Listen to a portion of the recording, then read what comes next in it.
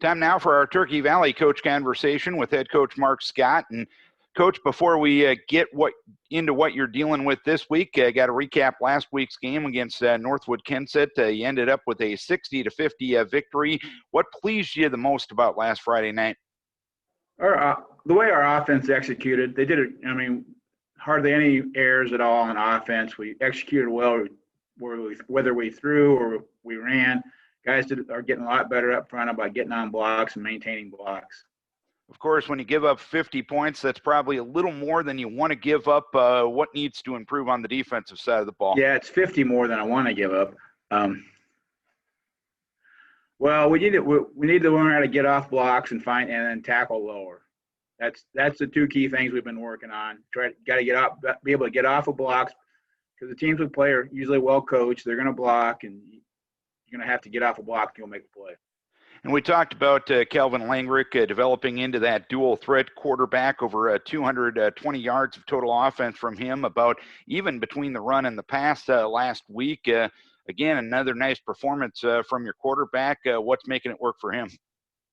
He's coming on. He's doing a really nice job of seeing the field, and seeing when people are out of position or extending a play to make a good pass. Several of his passes that he completed, he started to take off and he found an open receiver and got the ball to him. And Marcus Harold continuing his really good play, 122 yards and 4 touchdowns. Can't ask for a lot more than that, can you? No, he's working hard. And this week, Clarksville was your scheduled opponent. They have decided to cancel the rest of their varsity season because of some low numbers and some health and safety concerns. You got that news yesterday. Is there any possibility of you guys picking up a game this week, or is it just logistically too much of a headache right now? Well, the only two teams that we knew of that did not have a game that were 8-man were both way in the western part of the state. So I'm assuming if they wanted to play a game, they'd probably play each other before they drive across the state of Iowa to play us. So, or vice versa. How does that change your structure of practice and what you want to accomplish these next couple of games without a game to play on Friday night?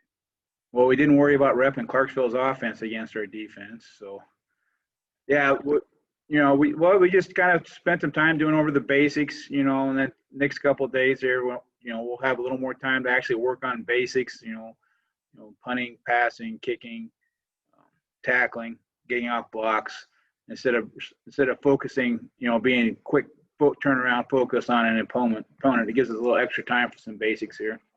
Can you turn that into maybe a positive as you head into the final couple weeks of the season?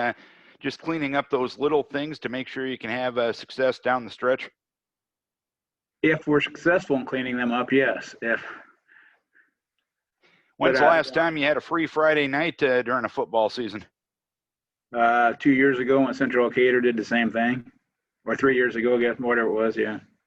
So it hasn't been too long. And do you get ready for your next opponent in Janesville at all this week, or is it just focusing on yourself?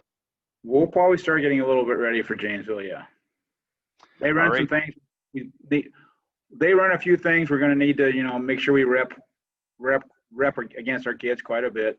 Their defense, they're jumping all over the place and running different fronts and coming at you, and they got athletes, so we're going to have to work on getting our kids so they're not too confused.